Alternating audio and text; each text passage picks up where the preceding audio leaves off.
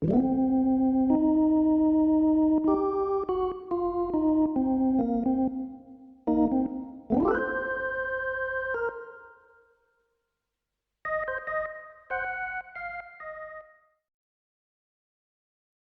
and welcome to Rob from the Internet Talks About Beer, a show where we discuss different styles of beer, beer history, beer flavor profiles. We give shout outs to breweries we think make exceptional beer, and we talk about whatever else comes to mind during the course of the conversation. I'm Rob from the Internet. Let's talk about beer. All right, so joining me today are three fine gentlemen, if you want to call them gentlemen. They might not like to be called gentlemen, I don't know. From Harmon's Craft Brewing. We'll be talking about two of their beers today. So, without further ado, let me introduce you and let them introduce themselves to all the people who will end up watching this. All right, we have Steve and Mike and Rob. But I have to say, Rob, great name. I love it. Likewise. Likewise. We'll start with Steve. Steve, if you could tell me a little bit about yourself, how you got into craft beer, and what you do when you're not talking to people like me about craft beer. I've been doing that a lot lately. It's been kind of fun talking to everybody. I'm Steve Abrams, co-founder of Harmon's Craft Brewing. I'm based here in Toronto, and I've been in the beer game for almost 20 years now. Prior life, I co-founded Mill Street Brewery, and maybe you heard of that one, but never heard of them. Well, they're doing okay. They're doing fine without me, I'll tell you that much. And if you want to keep this as a short and sweet intro for each guy, just the non-alcoholic beer game fascinated me as I had quit drinking in 2019. Which lasted about 9 months. And in that time, my search for delicious craft non-alcoholic beer took me to very different places, a lot of mail order, actually. But I stumbled on a whole bunch in San Diego on a family vacation there. And I found stuff you just could not get in Canada. And when I came back, it became my mission to just, raise the bar for non-alcoholic craft beer in Canada. And, we're in a great industry with all kinds of new players coming out, and it's been exciting. And it reminds me of the early days of Mill Street, honestly. And there goes Mikey. You're going to see this happens a lot during the interviews. He has a really sketchy Rogers connection, and as you mentioned, a good gust of wind knocks out his connection. So let's go to Rob next. That's right. Yeah, Rob. So in case you can't remember my complicated question, tell me a little bit about yourself, how you got into craft beer, and what you do when you're not talking about craft beer. Yeah. So for me, similar to Steve in terms of timeline, like I've been in the craft beer scene here in Canada, well, Ontario mostly, since the early 2000s. I got my foot in the door 2002, 2003. I've been working away ever since. In terms of what drew me in early days, I know a lot of people have pale ales and IPAs as a sort of first craft adventure. For me, it was Belgian beer. That was kind of the hype stuff way back when I was getting into it.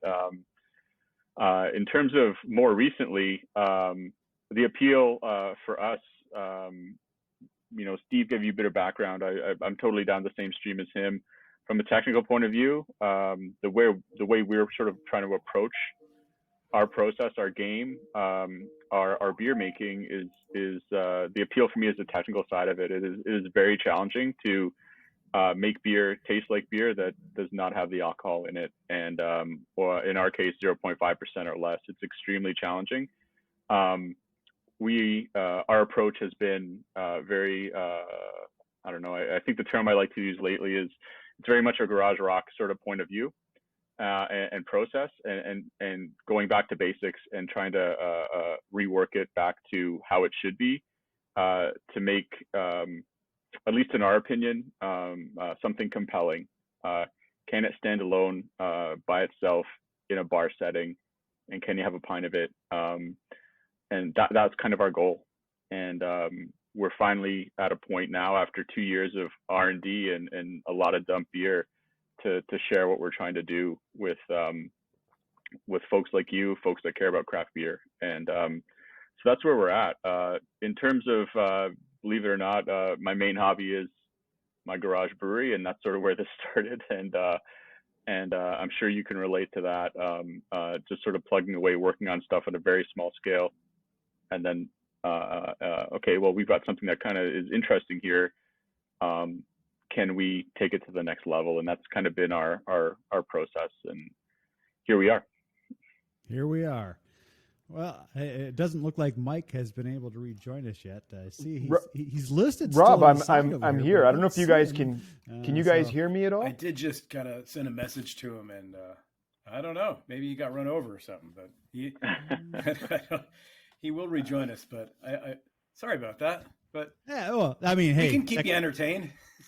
Technical problems happen. You know, computers are wonderful things, and you know, when they work, and when they don't, they're the bane of your existence these days. Yeah, it stinks, but no. So just to give you the whole story was in that period when I was trying to research and come up with all these different ideas. I reached out to Rob. Hey, here he is. Hey, look, he's back. Hey guys, I was there the entire time. It was so weird. I'm talking. I'm seeing you guys. I can recount how everyone got into craft beer. That was just weird. Yeah, well, it showed you sitting there, and it showed your upload counter, but it was stuck, and then it showed that your mic dropped off, and then it showed that your picture dropped off. So we just thought, you know, that you had disconnected. Well, hey, let's get your story. What's your deal, Mike?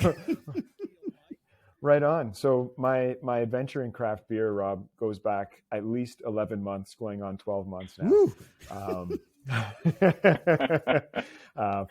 From an actual producer brand level. Yeah. Prior to that, I've always loved beer. Probably loved it a bit too much when I was younger, and I've moderated slightly. But my connection to Harmon's and how I initially was able to get started in a craft beer venture was through Rob. I've known Rob going back to high school, and watching his evolution and growth within the Toronto and Ontario craft beer scene has been amazing. And when Harmon's was growing with Steve and Rob, my background is actually in more distribution and consumer products goods, and so one of the queries was, okay, well, how are we gonna go to market with this product? And that was really, really interesting and exciting to take a skill set that I knew and loved with a product that I knew and loved, and to be involved with something like that from pretty close to ground zero was an amazing opportunity, and grateful. So climbed on board. I've been hanging on and running as fast as my legs will take me since then. Awesome. That is really cool. In case you guys aren't aware of my history, I've been a home brewer for about 15 years. I was an executive with a medical corporation in the United States, and I moved up here just over 3 years ago. The intent was my wife and I were going to start a brewery, until I discovered how hard it is in Ontario to actually open a fucking brewery as compared to the United States. Yeah. Where are you from? I am from a town called Rockford, Illinois. It's about an hour or so northwest of Chicago. Most people don't know where it's at, but thriving beer scene there, living so close to the Wisconsin border. We got both craft beer from both sides, and you know, awesome. Yeah. Then you know, we let you in on at a little secret. I'm American too. Yeah, dirty Americans on this show. We can delete this part later. Yeah, that's right. I'll remind you the secret handshake when no one's edit this out later. That's right. So yeah, looked into it, and we had earmarked a substantial amount of money to open a brewery, and discovered it was only about half as much as we would actually need if we wanted to do it the way that we wanted to do it. So we said, screw it. I built a nice home brewery, and we just buy other people's beer now, and I do a show talking about it. Look at you. You saved a lot of money. Yeah, saved a lot of heartache, and I'm able to take vacations because I'm not trying to start up a business. Wise man. Yeah. Well, so are you saying that, like, opening up a brewery in Illinois was that much more. It was not much easier in Yeah. Illinois So in Illinois, you need 2 licenses to open up a brewery, have a tap room, and distribute and all that stuff. 1, a state license, and 2, a federal excise license. That's it. The state license that you get covers manufacturing, distributing, tasting, serving, all this stuff, all in one, and it's a hell of a lot cheaper too. One of the things that blew me away, I was talking, I'm friends with a couple different brewery owners since I moved up here. And the thing that blew me away is they tax you on the amount you produce, not the amount you actually sell. So it's weird. You produce, say you produce, I don't know, 3,000 barrels of beer. They tax you on the amount that you've actually brewed, but you only sell, 20,000 of that 30,000. They still tax you on the full 30,000. That's crazy. But you could just turn around and sell it out of the back door. That's why they tax you. But what happens if I'm a brewer? Right. But what happens if I'm a brewer and I have something goes wrong and I have to dump? They do give you credits. You know that. Oh no, I'm just, Oh no. Like if you're stuck with like a pallet of beer and you can't get rid of it, you go to an excise, like official excise auditor, and they watch you literally crack every can and dump it down the drain. You'll get your money back. You get it. Okay.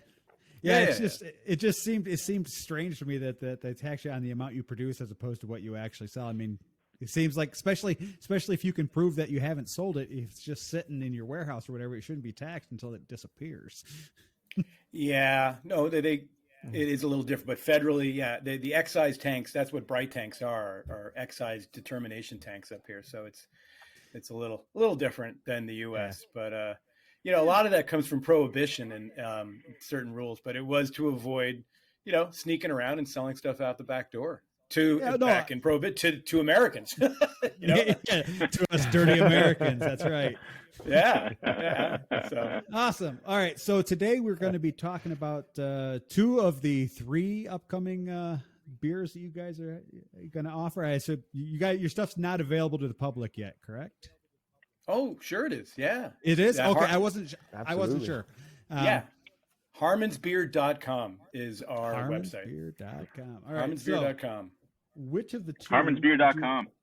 Which of the, hey, I'm all about shameless self-promotion. So it's part of the reason why I do this show is, to help people promote their stuff and to help me promote absolutely. Thank you. Brewing. So I'm going to write it backwards now.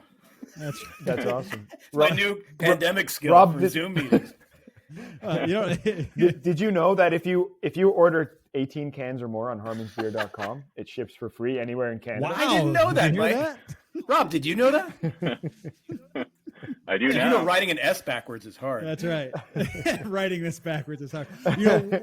So just to give a before we really get started talking about your guys' product, I gave my wife the Jack Pine last night in a glass while she was playing her video games, and she got halfway through it and she's like, "Wait a minute, is this that non-alcoholic beer you're going to be talking about tomorrow?" I'm like, "Yeah." She's like, "I totally forgot it was non-alcoholic." She was like just drinking it and enjoying it. So yeah, and she loves pale ales. So for her to say that she didn't even pay attention, it didn't occur to her that it was non-alcoholic, is a testament. Sticking his Post-its every couple of minutes. I'm going to stick it up. Well, come on, people. In post editing, I can just have a little thing that runs along the bottom of your screen. It just says Harmonsbeer.com. They can do that. Oh, amazing! Man, they could put a man on the moon. It's amazing. Who knew? That's right. All right, enough of my nonsense. So which of the 2 beers would you like to start with, fellas? Well, you choose. All right. Well, I'm going to start with the Jack Pine because I actually prefer the lunchbox. So I want to drink that one second to get this one out of the way because this one's not my favorite of the 2. It's good, but it'll grow on you. But it's of the 2, the lunchbox is my preferred. Oh, right on. It's nice to hear, actually, because Yeah, absolutely. I'd say so far, in the 3 weeks we've been going, the Jack Pine's been getting more love. But I think it Well, also depends Definitely, on the crowd we're pitching it to. yeah, If it's if definitely the you're a I'm pale clubhouse ale leader lover, now. yeah, I mean, I'm a porter and stout and ESB kind of guy. Oh, yeah. So I like Okay, the nice. sweeter malt forward, malt heavy backbone beers. Pale ales, American pale ales especially tend to be a little bit too fruity and too bitter for me. Um, I like the old school English pale ale because it's still got that nice malty backbone to it. But Yep. one thing I noticed about this when I first poured it is it is cloudy. It is not clear. Absolutely. By design. I'm sure you've realized the I guess the trend, like it started down in the States on the East Coast, like purposely driving out I'll say super cloudy in a way. I remember when I first saw like my first cloudy product, um, I couldn't believe it, and then from there it has just taken over, and we're no exception up here. We're a little obviously we're always kind of late to the game for me for craft beer up in Ontario, but we're always sort of looking to our American friends for influence, which is totally fine. But you know, we've debated long and hard on which way to go. So given how people have responded to uh, you know cloudy product, we were happy to make our pale ale, and our hazy IPA will be the same way. We'll have that cloudy element to it, right? I think the trick for me on the technical side is like just getting enough of it. Like, I don't want it super heavy, but I want it enough to know that, yeah, this is cloudy by design, and that's how it's supposed to be. And it was a process getting there, but we think we have something people can relate to now, and that's wonderful. So one thing I will say about this is it's got a fantastic nose. I pour it out and I logged this on Untapped the other day because when I first tried it, and the aroma is I said it was Tangelo, so it's kind of that sweet tangerine, mandarin orange, kind of grapefruit kind of blended together, and then I also got a hint of pine on it as well. So, but that's understated as compared to the fruit aromas for me. And it was weird because it's not super juicy like a New England IPA, but it is hazy. Right. And it's got a nice well balanced bitterness to it. So it's not one of those beers where I drink it I go, oh, because it's so bitter. It is really well balanced, and the true test for me is I was talking with my wife after she was having this last night, and she's like, would you order this if it was at a bar? And I said, absolutely. This is a great beer, especially if you're the person who's in charge of driving. This gives you a fantastic alternative. I think for us, we just wanted a fantastic beer. Like, that was sort of our driving force, and we wanted something compelling. The myriad of benefits to lowering your alcohol consumption are well known, and we're not going to harp on that. It's not really what we worry about. But we want something that tastes great and can stand alone by itself, and that's kind of been our driving force. I loved your description. It's fantastic. I don't think I could do a better job myself. So thank you very much. Sorry, that's the beer nerd in me. I love it. I want to go to your Untapped review right now. Well, I got you here because you'll be like number 3 on the list. I think we don't have too many. It's always exciting when you get a review. I do really like about this beer is it's got great head retention. For being a non-alcoholic beer, it actually still has a fairly decent amount of body for the style that it is. It's a little thin, but then any non-alcoholic beer always seems a little thin in the body and the mouthfeel, to me anyway. But Yep. it's nice. I mean, I could literally drink, maybe not the Jack Pine all day, but I could definitely sit around and drink the lunchbox like all day long, sit out on the patio.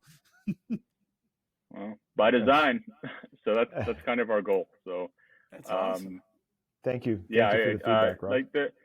I guess the goal is just like you said. I think the driving force for all great beer, doesn't matter, non-alcoholic, alcoholic, whatever it is just that balance, and trying to have that sort of be the care, like the aspect that sort of gets you through, right? So like, yes, there's a lot of hop in that beer, but because because like you said, it's gonna drink a little lighter than a traditional sort of alcoholic product. It can't knock your head out with the bitterness, right? It has to the bitterness has to be there to sort of add, to allow the more delicate elements to shine. And I think that's sort of something that has been really tricky to do.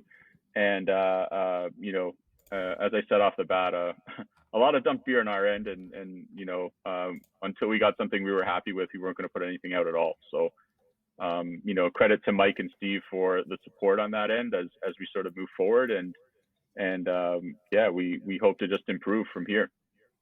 Yeah, I think. Well, I would say, if this is your baseline and you want to improve, I think things are going to be fantastic for you guys. Oh, thank you very much. I just toasted you on Untapped, man. Cheers. Thanks. There you go. Like I said, I try and be as honest as I can in my Untapped reviews, because I want to be able to go back if I don't remember having something at some point. I look it up and I'm like, oh yeah. I'm not going to say something I don't believe, because if I go back and then I try it a second time and be like, what the fuck was I thinking when I wrote this? How many beers do you figure you review annually? Well, I don't know, because I'm one of those people. I only check things in on Untapped once, the first time I have it. I won't check it in a second time because there's no need, but it gives me a good reference for things I've had. I think I just crossed the 1,000 beer threshold not that long ago. I think it was like in June or July. Wow. I passed the 1,000 beer threshold. But I'm not sure how many I review in a year. I guess it kind of depends on the situation. I think I've probably reviewed more in the last year and a half than I have in the prior 2 or 3 years. That was my next question. Like, did you find pandemic gave you more opportunity? Well, most definitely. So I've said this on several episodes of the show. The only good thing to come out of this damn pandemic is the Ontario-wide shipping from all the craft breweries. It has allowed me to discover so many breweries up here. And for me, there's a ton of breweries I've never been to because I've only been here for a few years. Yeah. So for me, a lot of them are still brand new discoveries for me. Someone put out on a website, it was, what was it? obdi.ca. So the Ontario Beer Delivery Index webpage. And it literally, and I have discovered so many breweries on that by literally opening the page up and scrolling my mouse wheel, and wherever it stops, I click on their link and I go in and I buy a few of their beers. That's how I discovered Spearhead. That's how I discovered Skeleton Park. That's how I discovered at the time Skeleton Crew. It's like from Cameron's, like all these ones. I just random. Just randomly click. Well, sure. It's funny you talk about the rules in Canada or Ontario specifically being a little stricter, or at least more expensive to open. What you're talking about, that didn't exist a few years ago. It was illegal, completely illegal, and they changed everything to accommodate people during the pandemic. Just before you got here, they allowed beer in the supermarkets. They didn't have that was illegal. So. Yeah. You're seeing changes happening, and obviously this kind of precipitated, going a little faster. And Mikey's gone again. I bet he's incognito. He's still there though. He's right behind you. Oh no, yeah, it is interesting. He dropped rules. Off. He's kind of back. Yeah, it's a game. Where's Mikey? It's interesting, Rob. Every time there's a slight freeze, you lose me, even though I still have all of you guys. And so what I have to do is literally disconnect and reconnect every time. So that's what I'm doing, which is which is not annoying at all. But No, not at all. Blame Rogers. Well, you know what? Oh, he does. Trust all me. All the time. I'm actually not at home right now. That's what makes it even worse. This is like a T1 connection. I came here because I'm like, this is a great connection for internet. So. Oh, Yeah. Okay. So I came into the office.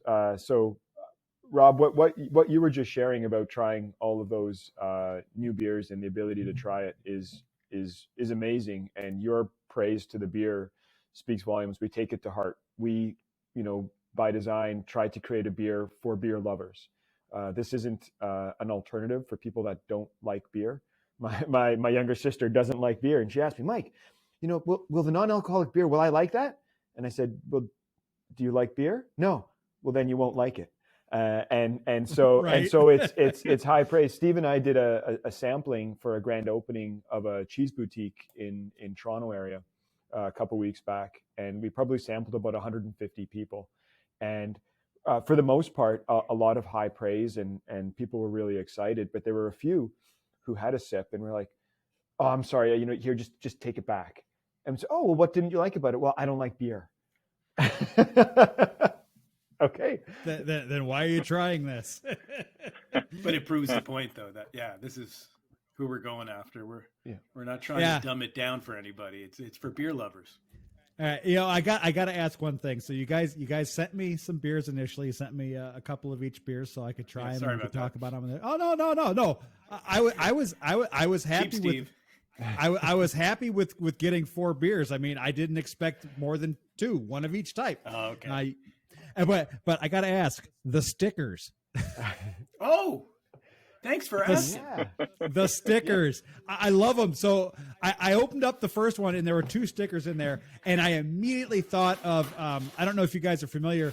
Back in the U.S. back in the 60s, there was a model collection by Testers that was all these these monsters doing riding motorcycles and in rat rods and things like that, and these are very reminiscent of that, and I love it. Exactly. Sorry, I had my cans off here, but it's definitely that nostalgia for the old Big Daddy Roth. Yes. Yeah. So it started because let's face it, we're 3 guys starting up our craft brewery. We're not.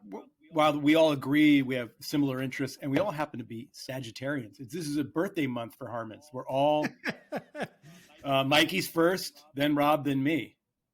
Yeah, which is weird. But point is, we can do whatever the hell we want. And I came from a place where you couldn't sneeze unless it was approved by a committee. And a great idea. What's that expression? A camel is a horse designed by a committee. It's just, it would drive me bonkers. So any kind of weird direction or creative direction I would come up with, Rob and Mike are like, go for it. And I run it by them, but they're like, that's awesome. I'm like, really? Like, no, go for it. So the story is I found a guy on Instagram who goes by the name of Moon Toboggan. His real name is Michael McLennan. And I would say, it's sort of this LSD drenched, trippy pop culture stuff. A lot of it's very adult and inappropriate, but funny. And I reached out to him and I said, look, man, I love your artwork. I'd love to work with you, but we're going to have to sort of meet halfway because I can't have Garfield doing what he's doing on your feed. Because you're going to get sued and I'm going to get in trouble. It's just like, it ain't family enough. But we started talking about things we loved. And in this case, the stickers, I mean, there's more where this came from, but these were just sort of the highlights. But I love chopper motorcycles. I love old mod scooters from the 60s. This one is Rob's favorite. This was a Japanese microbus. And of course, monkeys on a bony, right? Yeah. So, yeah. But the thing they all come, but there had to be some kind of theme or a string that linked them all together. And in this case, I made them all run on Harmon. So if you see there's usually a keg or something powering them, so move over Tesla. The future is Harmon's power. Dun, dun, dun. Harmon's power. It's cute. It's fun. And when people like you open the box, you're like, wow, this is cool. And people actually want them. They want to put them on stuff, and swag is great. But to me, I think a lot of breweries don't take it as far as they can. And for me, it's an opportunity to collaborate with great artists, have fun, be a little cheeky, and just do something a little different. We're non-alcoholic. We can put pictures of vehicles and not get in trouble. I mean, dude, Right. You're in Canada now. There are a lot of verboten things. You know, up until recently, you showed a picture of a bicycle on a beer can, some old lady would call you and be like, you know, they're influenced. You know, you get in trouble. You got fined. So, you know, look, Grandma, what are you gonna do about that? Nothing. There's no booze. Yeah, Sorry, that's my rant. The first thing I did is put them on my beer cooler out in the garage. So out in the garage, Perfect, I've got a big commercial beer cooler with that also houses my taps. So I've got 3 taps on it, and then I've got one side that's just plain steel, and that's where all stickers go. So they immediately went on there with the other stickers I've got. That's awesome.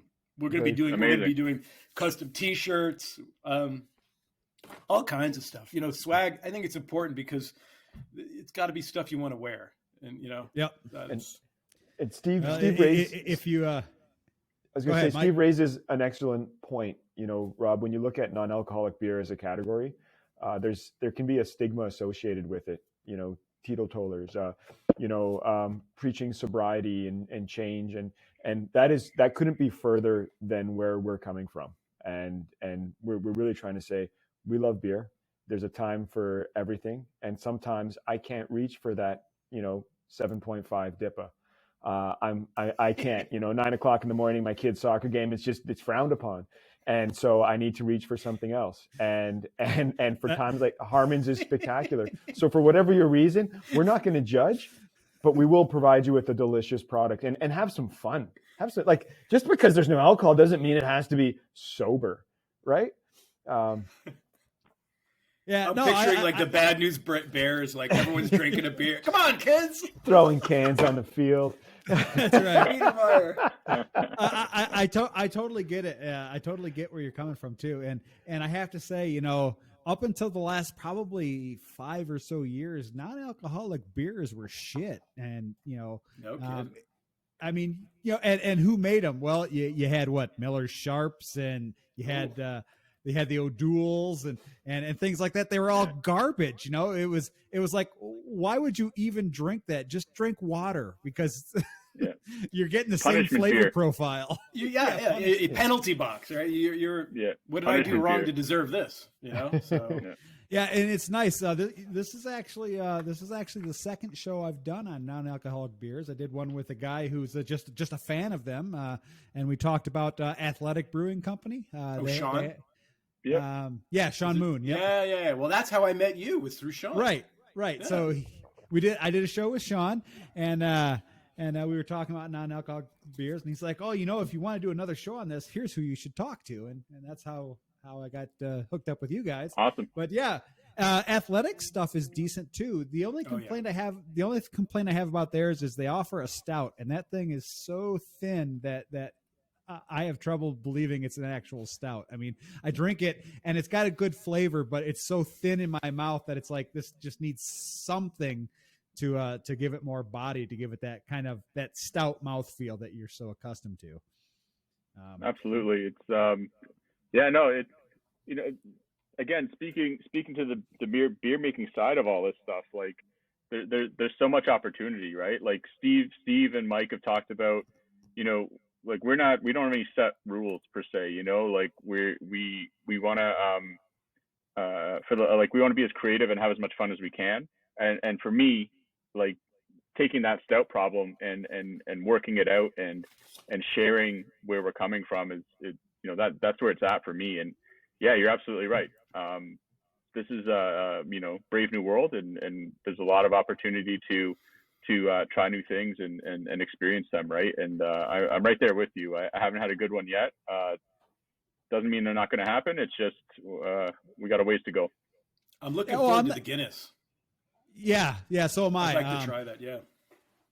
Because I'm not saying athletic stout is bad in any sense. I'm just saying that in terms of a stout, for me, the mouthfeel is so thin that it's like, yeah, okay, it's got good flavor, but it's just not something I'm gonna. Yeah, I'm not something I'm gonna reach for if I'm in the mood for a stout kind of beer.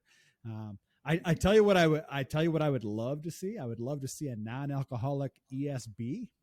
I think that would be a fantastic style because that's also one of my go-to styles. I typically tend to have a keg of it on tap here at the house all the time because it's a nice go-to. It's never too heavy. It's never too alcoholic. This is your own ESB.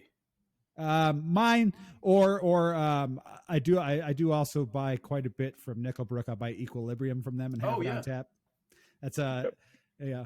I'm actually waiting for the bottle shop manager at Rob, who works there. Also, another guy with a fantastic name, Rob, the bottle shop manager at Nickelbrook. He's supposed to be sending me a text here in the next couple of days to let me know when I can come pick up another keg because we. So, have you been to the new place in Etobicoke?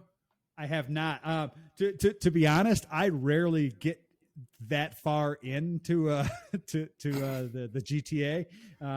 I get about as far as Burlington and I turn around.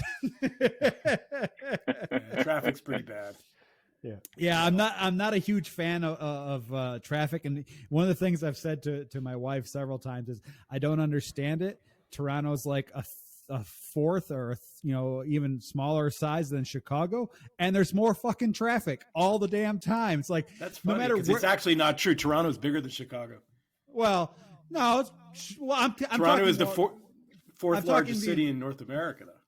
Right, but the entire GTA area is only like 2.5 million people or something. Way more than that, dude. Way more. Look it up. No, it's crazy. No, it's like 6.5. It's Mexico, like Chicago, Mexico City, New York. The Chicago surrounding LA, area Toronto. is like 12 million, I think. So I'm like, it doesn't make sense to me. Like there's less people in the entire surrounding area, but there's always more traffic. And no matter where you're at in Toronto, it's an hour to get to wherever you're going in Toronto. It's like, well, I mean, since you're kind of new to the area, is your wife Canadian? Is that how you? Yeah, she's from Dundas.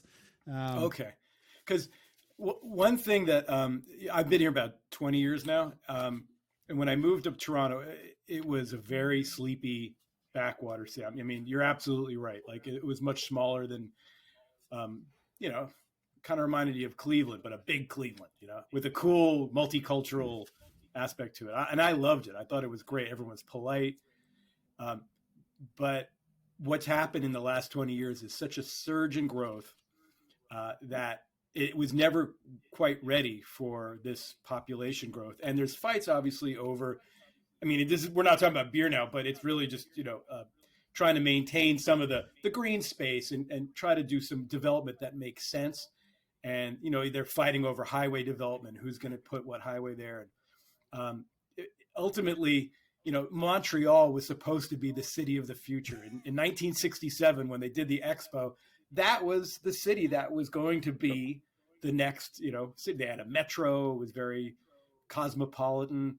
And then, things happened and everyone moved to Toronto, and Toronto's like, hey, you can't be open on Sunday. What are you doing? We have streetcars, and everything was very cute and anachronistic. And there's a guy who comes out with a stick to get the streetcar thing back on the wire. And I was like, this is very old timey and cute, but like, people, we gotta step it up. And they're still building subway tunnels, and they're just figuring it out now, man. And there's like the money comes from the federal government, basically. Like it's all downloaded. So it's Canadian politics and the finance. It's so different from the U.S.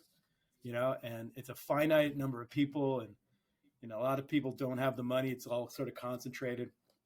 Don't get me started. But anyway, I hope you enjoy your time here. I've grown to love. I became a citizen, and it's fantastic. But you got to embrace some of the weird foibles with the Canadian politics.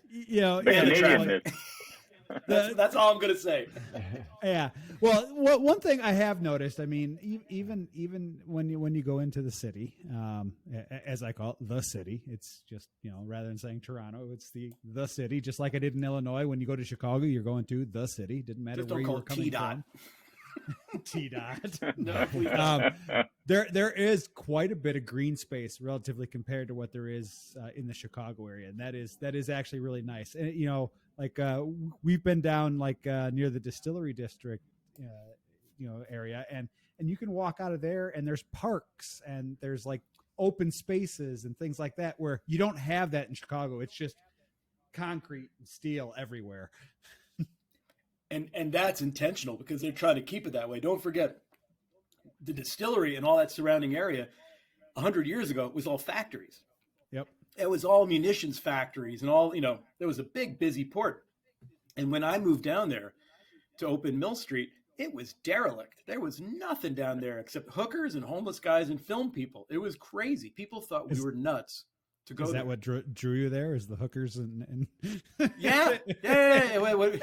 I can't say we're being filmed, but we had some really good jokes about it. But I'm learning to inside voice. But yeah, it was very like cab drivers wouldn't go there. It was no man's land. And Mikey's gone again. And he's back. And he's back. And he's back. Wow, that was fast that time. You're getting good at that. I'm getting faster, eh? Yes. Practice makes perfect. Look at Johnny Reset. Mikey Mikey Reset. Process improvement. So yeah, I think the story of like craft beer, they always talk about craft breweries. It used to be, if a Starbucks opened in a neighborhood, that was the bellwether that the neighborhood was turning and it was becoming gentrified. Craft beer became that. And now, maybe it's along with butcher shops and cheesemongers. It's all part of that craft scene.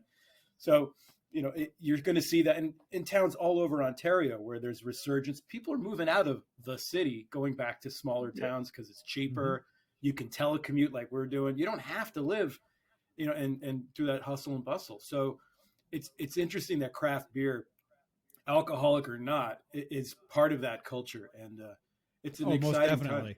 I'm telling you, the people who are really responding to this are those guys, the local cheese shops, the local butcher shops, the gourmet food.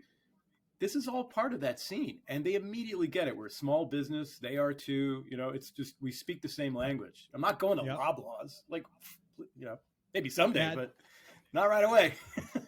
My wife and I are very conscious of supporting local. We try and do a hyper local if we can. So like there's a store down the street from us called Little Brown Cow. It's about 10 minutes from my house. Write that down. Little Brown Cow. It's a farm market. So it's owned by two farmers and they sell their own beef, their own milk, their own cheese, and then they get other stuff from other local suppliers. So and we go there and, it's a little more expensive, but it's supporting people here in Brantford and people in Burford and things like that all around us. Yep. And then literally 5 minutes up the road, there's a place called The Windmill, which is a little Dutch store, and they sell produce and they sell bakery items and things like that. So we shop there as well because we're all about, supporting local. Steve writes down another place to call. Yeah. We're all about supporting as local as we can because, that's part of our mindset. That's kind of how I grew up. The town where I grew up, Rockford, isn't a big town. There's only a couple 100,000 people there. So there's these little communities of places where like I would walk down to the local butcher shop and I would walk to the local pizzeria and I would walk, to these other places to buy stuff. And that's one of the things I actually miss about where I live now out here in Brantford. When I first moved here, we lived in Hamilton and we lived right near Lock Street. So I was literally 5 minutes from just a bunch of little shops. Yeah. And now I have to drive everywhere because I live further out in the country. But we wanted to get out of Hamilton because Hamilton's Hamilton and prices were skyrocketing. And we were able to sell a 900 square foot house there and buy a 1,700 square foot house here. So yeah, that's the win. Little more space, a little bit of land, that kind of thing. All right, we have digressed quite a bit. Let's talk about Lunchbox. Oh no, that happens. That's one of the beauties of this show. It's a word vomit and organic mind storm of things going on all the time. So let's talk about Lunchbox. Tell me a little bit about Lunchbox. Oh, Mikey's making a hand signal. Go ahead, Mikey. What are you getting at? Sorry, it was just a perfect segue, Rob, when you mentioned organic, because we haven't actually mentioned it. Yeah, you guys, your stuff does have the little thing on it, says that it's certified organic. Well, then it must be true. Must be true. If it's 'cause got the thing on it, yeah. it's like, well, and this show will be on the internet, and if it's on the internet, it must be true. It'll be true. No, but yeah, it's. I mean, I don't know who amongst us who wants to talk about the organics. I've done a lot of blabbing, so Rob, you want to? Yeah, sure. So I guess for us, I think the way we view the organic piece to what we're trying to do is really viewing our use of materials and where they come from in a very sort of custodial way. We're all stewards of this earth, and if we don't take care of it, it's not going to take care of us. And we've all seen, it's all sort of, we can all sit here and say it's all connected. The information is very complicated. The ideas are complex, but what can we do at a local level, at a hyper local level, to make things better, or at least try to make things better? And that's sort of our driving force with organic. It's really just trying to take care of the soil, so the soil can take care of us. And it was clearly a bit of work to make that happen, and a few other things from a business point of view. But the reality is we feel it's very important. We're not going to blast it out from the rooftops, but again, to Steve and Mike's point, for the people that care about it and understand and get it, that's who it's for. And like, we hope all we're really trying to do is bring more people to the table and make them care about it, or at least educate them on why we feel it's important. And I think that's where we're coming from with it. To the actual ingredients themselves these days, and I'll talk to our suppliers, or talk to the quality of the suppliers we can get these days in the brewing world. It's fantastic. And we're more than happy to showcase all that and showcase their talents off. And this, we're able to do what we're able to do because of, we have great people helping us. And, we're here to help promote that. And getting certified organic is a way for us to do that, and a way for us to talk to it. So we're happy to do so. Awesome. Yeah. Yeah, no, and I'm all about that as well. I mean, we have our own garden here. I mean, we've got 3/4 of an acre of land, so we've got a nice veggie garden in the back. My wife likes to do that, and we're all about trying to give back to the planet as much as we can, trying to lower our impact on a daily basis. So I get it. It's a good thing to do, and it's one of those things you can put on your can that you can feel good about. Hey, we're doing our part. Absolutely. We are, but again, as Rob said, it's people will come to it and some won't. So ultimately, it's about the flavor of the beer, and that's our main focus. And organic is really, it's a nice to have, but in terms of marketing, we're not shoving it down people's throats. But if they ask, we'll tell them why we like it, and we're passionate about it. For sure. All right. So lunchbox again. It is hazy. I assume that's intentional as well. There's a little intention there, with all of our products so far. We're by design, as I said earlier, we're not over processing any of this stuff. So we want to get it into the customer's hands, into your hands, with as minimal process steps as possible. And we want to sort of get it to your hands as close to the bright beer tank version that we can. And by design, none of our beers are filtered, as you can see. We are working with sort of traditional brewing equipment. We're not, it's mash tuns, lauter tons, kettles and whirlpools, and off we go. If we're talking about other elements here, right, from a macro point of view, they're using some really, really fancy engineering to make, their alcohol disappear, so to speak. And, we're obviously not taking that approach, didn't want to take that approach. And as a result, our beer drinks like beer. So that's kind of the point. It is, for me as a home brewer, as a professional brewer myself, I feel this stuff is very much on the fringe. It's fringe brewing. That's how I see it. If you think of 5% as the midpoint and 10% as or more as the extreme alcoholic side of sort of beer. I know we can go way higher than that, and there are examples of that in industry. We're at the very other end of that scale, and it's very much a fringe element, right? Like you can't make less than 0% beer, but we're down at like 0.5%, and like it can't really go too much farther to the left. And so Right. in my head, I see it as fringe brewing, and but the reality is it has to taste like the genuine article, and that's sort of our plan. Remember that was going to be our April Fool's gag? We were going to make a negative ABV beer that would actually get you more sober and see if anyone would pick it up. Like, oh, that's innovative. Still a great idea, and I still think we should do it. We should, yeah. Yes. So what style of beer is this modeled after? When I we checked have it into Untapped, it said it was a Kolsch, but yeah, it's for us as one of our core lineup products, it's very much our gateway beer to the rest of our brand. And yeah, I would say Kolsch is sort of the closest I can sort of fit it into as a non-alc beer. We didn't go. We sort of went with lagered ale as the name because it's sort of a lot easier for more mass appeal, and that was sort of the driver there. Modeled in terms of like if you're sort of thinking again, Rob, from a homebrewing point of view, design element wise it's Kolsch based.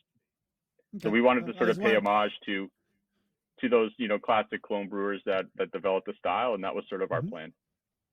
Yeah, this beer also, I mean, it smells like a traditional Kolsch. I mean, it's got that breadiness, and it's got a nice floral aroma coming out with it.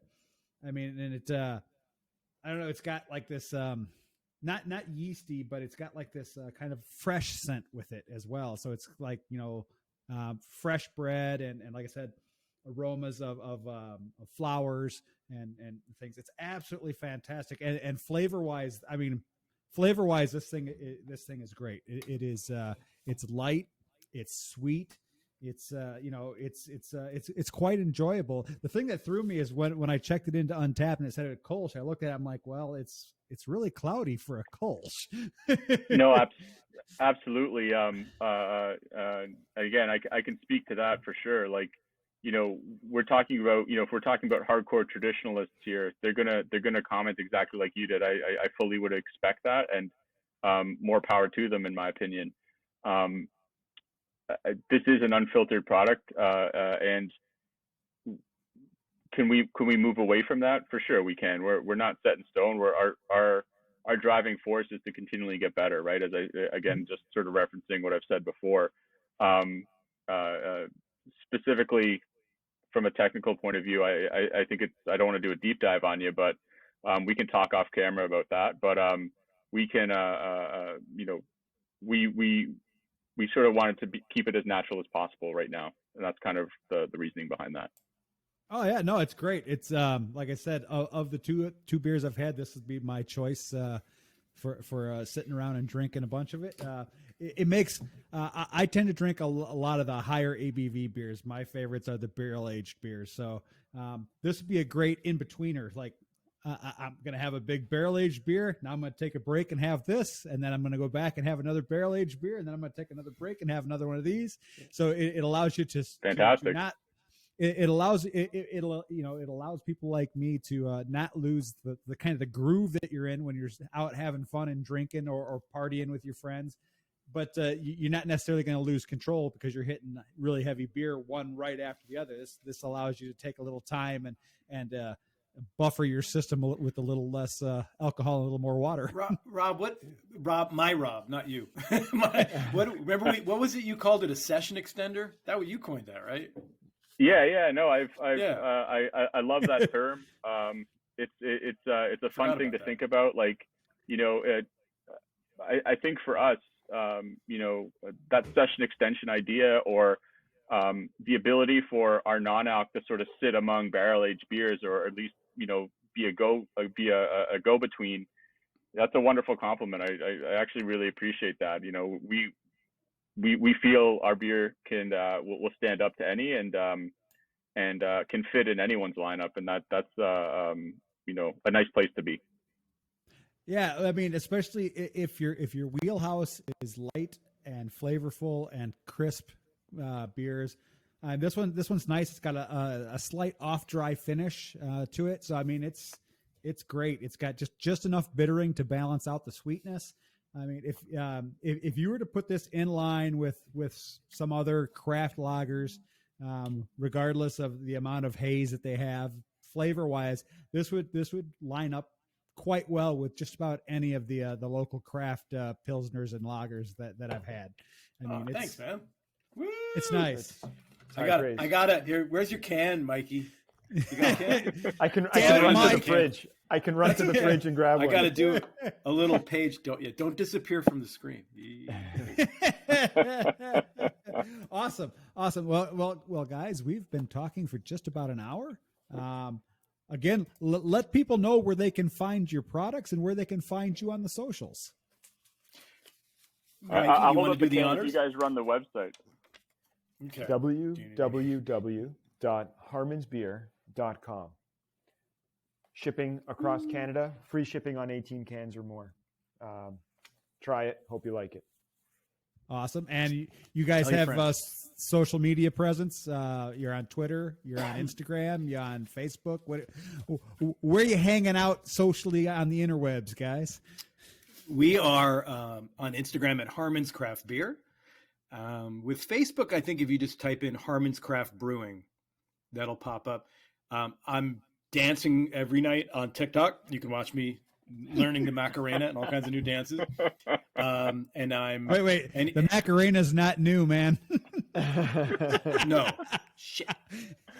Now they tell me. Back to the What about the drawing board. worm? I can do the worm after. The worm. You want me to do the worm? I actually have a funny story about the worm at anyway, it was a long night. So Instagram, if you want to watch some really poorly rendered animation, my pandemic hobby became Adobe, and I learned how to use Illustrator and After Effects. So anytime we get a new customer, part of the package is they get their very own custom animated dancing Harmon's cans in front of their storefront. The kids love it. And as we get busier and busier, I think it'll be harder for me to keep this up. But for the moment, I'm really enjoying it. And we're trying to make our social media feeds as interesting and not boring, as possible. We're just, hand in can over and over again. We're fighting this mediocrity, this banality that seems to be present in a lot of, there's the hand in can, hand in can. Hand in can at the beach, hand in can on a building, hand in can on a. It's like just enough with the hand in the can. Let's be a little more creative, people. Where's Godzilla? Godzilla with I don't know, or a monkey on a Zamboni. So yeah, we're just trying to have fun. Awesome. And there you go.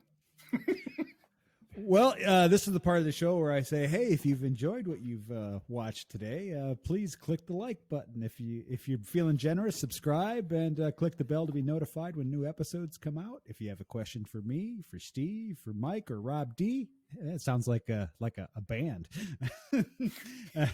Please leave those in the comments below. I will forward anything on that needs to be forwarded. If you have a suggestion for a beer style, a beer, or a guest you'd like me to try and get on, because I'll try and get anybody on my show. I just can't guarantee they'll show up. Please leave that in the comments section below as well. Other than that, until next time, I'm Rob from the internet. Cheers. Cheers. Cheers. Thank you.